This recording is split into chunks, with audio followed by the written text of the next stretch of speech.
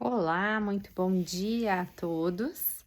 Hoje estamos no nosso dia 47 de 276 no projeto Gestar o Cristo em Si.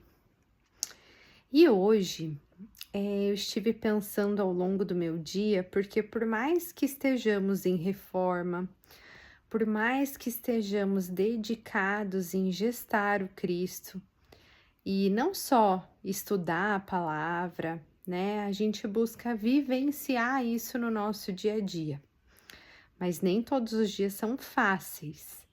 Nem todos os dias esses ensinamentos fluem e muitas vezes a gente é quase que engolido, né?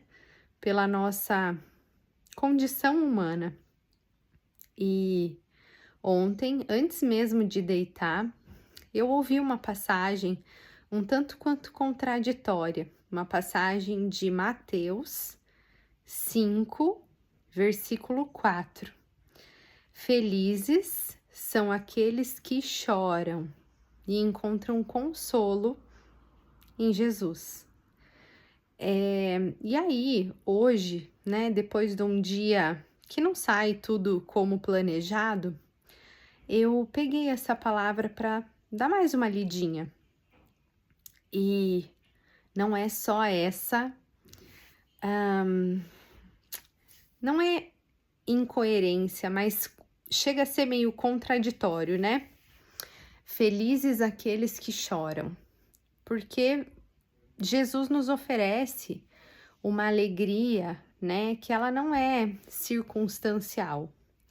É a confiança de que tudo vai se encaminhar e que muitas vezes, quando essas coisas não correm bem ou como a gente gostaria que fosse, mesmo assim a gente precisa ter condição de acalmar o nosso coração, ter paciência e confiar no encaminhamento de Deus para as nossas coisas.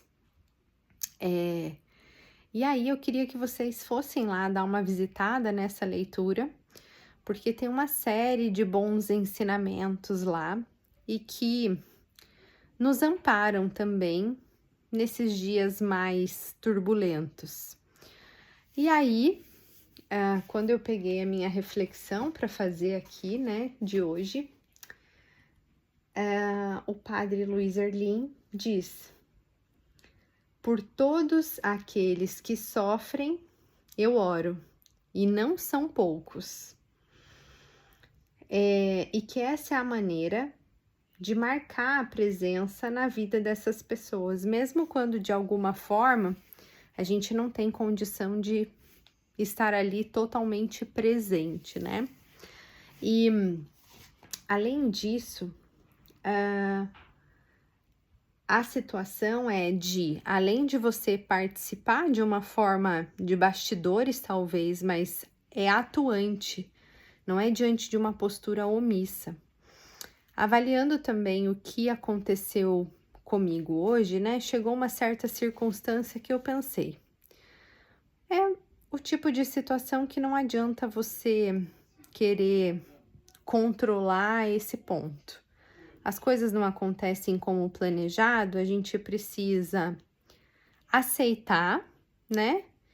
E se confortar com aquela situação.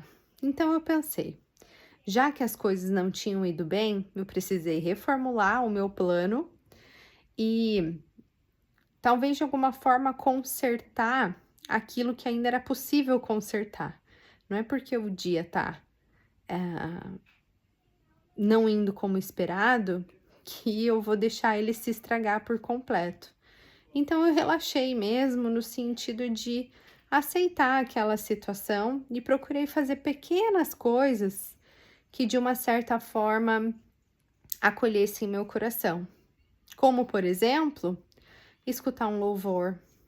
Eu tentei tirar algumas notinhas no piano, que é uma atividade nova e fez eu distrair a minha cabeça e me envolver numa atividade boa.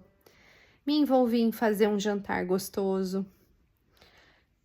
E isso demonstra a nossa condição de fazer essas pequenas escolhas ao nosso favor e confiar de que as coisas precisavam ser assim hoje, né? Não do jeito como eu planejei, mas da forma como aconteceu.